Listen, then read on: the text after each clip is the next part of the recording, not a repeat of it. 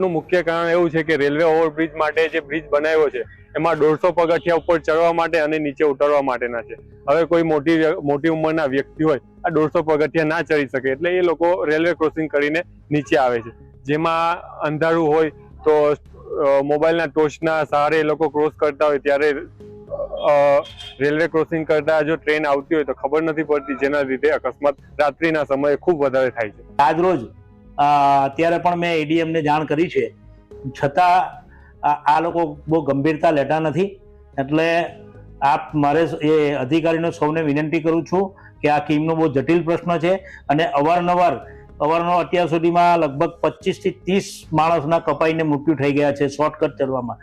તો ઝડપથી આ બાબતે નિકાલ લાવે તો અમારા કિમ લોકોની માંગણી છે કે તાત્કાલિક 2 લીફ મૂકી આપે, જેથી આ લોકો અકાળે મૃત્યુ પામે છે એ ન થાય તે માટેની કાળજી લેવા વિનંતી છે। છેલ્લા 1 મહિનામાં 4 થી 5 લોકોના મૃત્યુ થયા છે। લોકો આ જે રેલવે લાઇન ક્રોસ કરે છે તે મજબૂર છે લોકો રેલવે લાઇન ક્રોસ કરવા માટે, કારણ કે આ જે પેદલ પુલ બનાવવામાં આવ્યું છે તેમાં 150 પગથિયા જેવા છે, લોકો ઉપર ચડે છે પાછા ઉતરે છે, જેમાં લોકો હાંફી જાય છે।